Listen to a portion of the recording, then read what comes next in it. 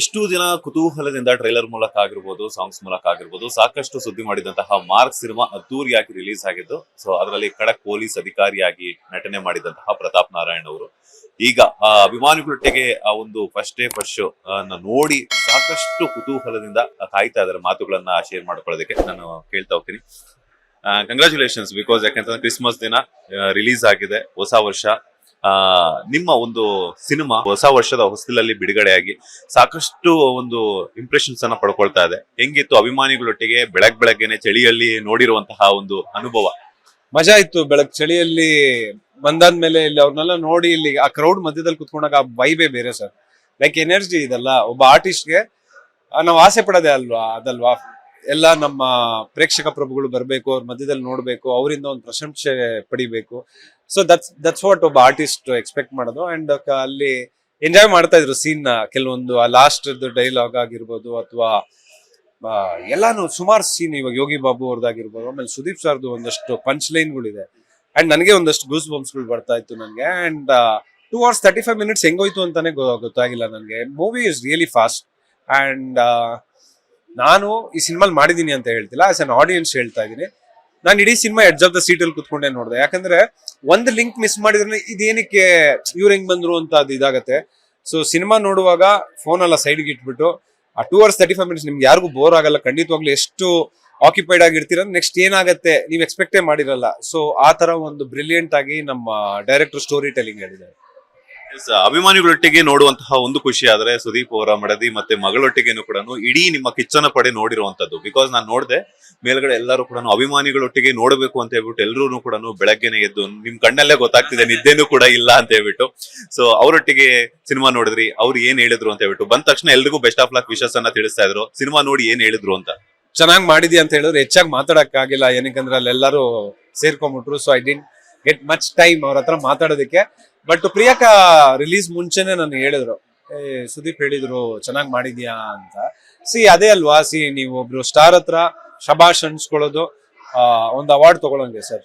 Like ನಿಮ್ ಕೆಲ್ಸನ ಅವ್ರು ನೋಟಿಸ್ ಮಾಡಿ ಅವರು 4-5 ಜನಕ್ಕೆ ಹೇಳ್ತಾರಂದ್ರೆ somewhere you will feel okay, you are justified the character ಅಂತ. ಆ ಕ್ಯಾರೆಕ್ಟರ್ಗೆ ಏನ್ ಬೇಕು ಆ ಜಸ್ಟಿಫೈ ಮಾಡಿದ್ದೀನಿ ಅಂತ ಅಲ್ಲಿ ಒಂದ್ 3-4 ಕಡೆ, ಅಂದ್ರೆ ಸುದೀಪ್ ಅಣ್ಣನೇ ಒಂದ್ 4-5 ಜನಕ್ಕೆ ಹೇಳಿದ್ರು. ಅವ್ರೆಲ್ಲ ಬಂದು ಹೇಳಕ್ ಖುಷಿ ಆಗ್ತಿತ್ತು. ಅವ್ರು ನನಗೂ ಹೇಳಿದ್ರು ಆಕ್ಚುಲಿ ಆ ಸೀನ್ ಆದ್ಮೇಲೆ, ಅದೇ ಭದ್ರಾ ಅವ್ರ ಅಡ್ಡಕ್ಕೆ ಹೋಗ್ತೀನಲ್ಲ ಆ ಸೀನ್ ಅಲ್ಲಿ ಅವ್ರು ಹೇಳೋರು, ಇಲ್ಲ ಕಣೋ ಅದು ಆ ರಿಯಾಕ್ಷನ್ ಇದ್ರಲ್ಲೆಲ್ಲ ತುಂಬಾ ಚೆನ್ನಾಗಿ ಮಾಡಿದ್ಯಾ, ಅಂಡ್ ಆರ್ಟಿಫಿಷಿಯಲ್ ಅನ್ಸ್ತಿಲ್ಲ, ತುಂಬಾ ನ್ಯಾಚುರಲ್ ಆಗಿ ಆ ಸಿಚುವೇಶನ್ ಅಲ್ಲೇ ನೀನು ಬದುಕಿದೀಯಾ ಅಂತ ಹೇಳಿದ್ರು. ಸೊ ಎಸ್, ಅಗೇನ್ ಕೋ ಸ್ಟಾರ್ದು ಪರ್ಫಾರ್ಮೆನ್ಸ್ ಹಂಗಿದ್ದಾಗ, ಇವಾಗ ನಮ್ ನವೀನ್ ಚಂದ್ರ ಅವ್ರದ್ದು ಪರ್ಫಾರ್ಮೆನ್ಸ್ ಹಂಗಿದೆ, ನಾನು ನೋಡ್ತಾ ಇದ್ದೀನಿ ಅಲ್ಲಿ. ಸೊ ಅದು ಆಟೋಮೆಟಿಕ್ ಆಗಿ ನಿಮ್ಗೆ ಎನರ್ಜಿ ಬಂದ್ಬಿಡತ್ತೆ ಅಲ್ಲಿ.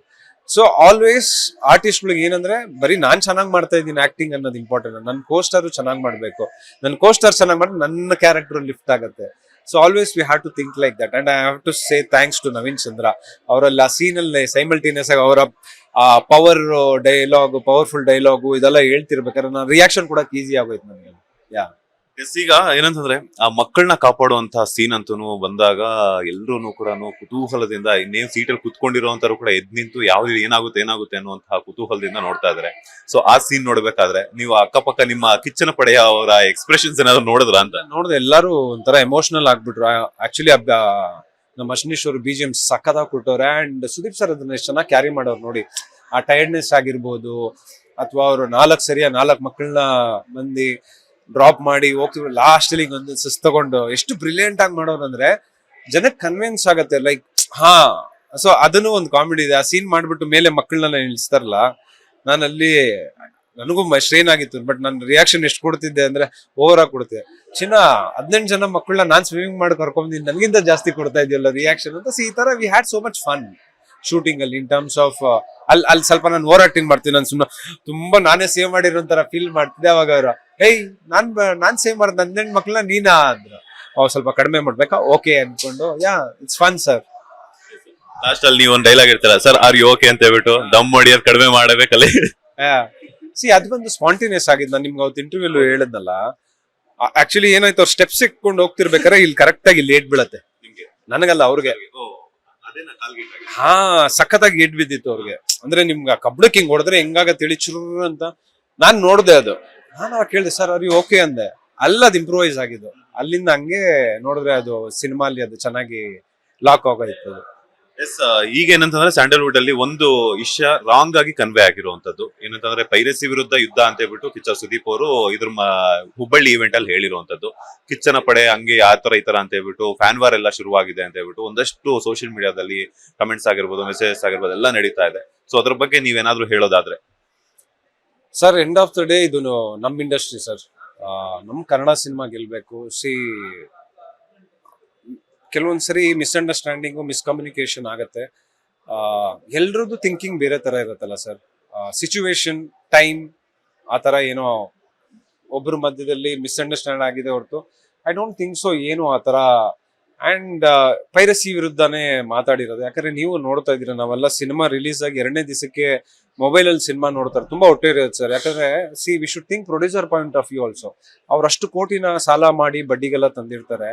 ಇಲ್ಲೊಬ್ರು ಒಂದು ಸಿನಿಮಾನ ತಂದು ಲೈಕ್ ಪೈರಸಿ ಆದಾಗ ಪ್ರೊಡ್ಯೂಸರ್ಗೆ ಎಷ್ಟು ಲಾಸ್ ಆಗತ್ತಲ್ಲ. So again say no to piracy. I mean ನಮ್ ಸಿನಿಮಾ ಸರ್, ಕನ್ನಡ ಸಿನಿಮಾ. ಇವಾಗ ನಾನು ಹೇಳ್ದಂಗೆ 45 ರಿಲೀಸ್ ಆಗಿದೆ. ಸೊ ನಿಮ್ಗೂ ಆಲ್ ದಿ ಬೆಸ್ಟ್ ಟೀಮ್ 45ಗೆ. ಅಂಡ್ ಆ ಸಿನಿಮಾ ಬಗ್ಗೆನೂ ನಾನು ಒಳ್ಳೆ ರಿವ್ಯೂ ಕೇಳಿದೆ. ಖುಷಿ ಆಯ್ತು ನನಗೆ. ಇಯರ್ ಎಂಡ್ ಆಗೋ ಟೈಮಲ್ಲಿ 2 ಒಳ್ಳೆ ಸಿನಿಮಾ ಇಂಡಸ್ಟ್ರಿಗೆ ನಾವು ಒಂದು ಒಳ್ಳೆ ಹಿಟ್ ಕೊಟ್ಟಾಗ and you are being a part of that movie, ಇನ್ನೇನ್ ಸರ್ ಬೇಕು. ಫೈನಲಿ ಕನ್ನಡಿಗರಿಗೆ ಏನ್ ಕೇಳ್ಕೊಳ್ತೀರಾ ಅಂತ? ಸರ್, ಈ ಸಿನಿಮಾ ಬಂದು ಥಿಯೇಟರ್ ಅಲ್ಲೇ ನೋಡುವಂತ ಸಿನಿಮಾ. ಅಂಡ್ ನೀವು ಸಿನಿಮಾ ನೋಡ್ತಿರ್ಬೇಕಂದ್ರೆ ಖಂಡಿತವಾಗ್ಲೂ ಹೇಳ್ತೀನಿ, ಹೆಡ್ಜ್ ಆಫ್ ದ ಸೀಟ್ ಅಲ್ಲಿ ಕುತ್ಕೊಂಡೆ ನೋಡ್ತೀರಾ. ಯಾಕಂದ್ರೆ ಆ ಸಿನಿಮಾಲ್ ಅಷ್ಟು ವಿಷಯ ಇದೆ. ಆಸ್ ಇನ್ ಒಂದೊಂದು ಕೊಟ್ಟಿರೋ ಕ್ಲೂ ಆಗಿರ್ಬೋದು, ಡೈರೆಕ್ಟರ್ ಹೇಳಿರೋ ಸ್ಟೋರಿ ಟೆಲ್ಲಿಂಗ್ ರೀತಿ ಇದೆಲ್ಲ ತುಂಬಾ ಚೆನ್ನಾಗಿದೆ. ಅಂಡ್ ಖಂಡಿತವಾಗ್ಲೂ ಎಂಜಾಯ್ ಮಾಡ್ತೀರಾ. ಎಸ್, ಸುದೀಪ್ ಅವರೊಟ್ಟಿಗೆ ಆಕ್ಟ್ ಮಾಡ್ಬೇಕು ಅನ್ನುವಂಥದ್ದು ನಿಮ್ಮ ತಾಯಿಯವರ ಕನಸಾಗಿತ್ತು ಅಂತ ಹೇಳಿದ್ರೆ, ತಾಯಿಯವ್ರು ನೋಡಿದ್ರ ಅಥವಾ ನೋಡ್ಬೇಕು ಅಂತ ವೆಯ್ಟ್ ಮಾಡ್ತೀರಾ? ಯಾವಾಗ ತೋರಿಸ್ತೀರಾ ನಿಮ್ಮ ತಾಯಿಯವರಿಗೆ? ಮಧ್ಯಾಹ್ನ ಬುಕ್ ಮಾಡಿದ್ದೀನಿ ಸರ್. ಇಲ್ಲಿ ಆಕ್ಚುಲಿ ನನ್ಗೆ ಕರ್ಕೊಂಬರಕ್ಕೆ ಅಮ್ಮನ ಮಂಡಿ ನೋವಿದೆ. ಸೊ ಬೇಡ, ಆರಾಮಾಗಿ ಅಲ್ಲಿ ಊರ್ವಶಿಯಲ್ಲೇ ಬುಕ್ ಮಾಡಿ ಮಧ್ಯಾಹ್ನ ಥಿಯೇಟರ್ ಮಾಡೋಣ. Thank you so much. ಒಳ್ಳೇದಾಗ್ಲಿ. All the best. Thank you. Latest ಹಾಗೂ ಇಂಟ್ರೆಸ್ಟಿಂಗ್ ಸುದ್ದಿಗಳಿಗಾಗಿ ಬಾಸ್ ಟಿವಿ ಕನ್ನಡ ಚಾನೆಲ್ನ ಸಬ್ಸ್ಕ್ರೈಬ್ ಮಾಡಿ. ಹಾಗೆಯೇ ಬೆಲ್ ಐಕಾನ್ ಪ್ರೆಸ್ ಮಾಡಿ. ಇದರ ಜೊತೆಗೆ ಫೇಸ್ಬುಕ್, ಇನ್ಸ್ಟಾಗ್ರಾಮ್, ಎಕ್ಸ್ ನಲ್ಲೂ ಮಿಸ್ ಮಾಡದೆ ಫಾಲೋ ಮಾಡಿ.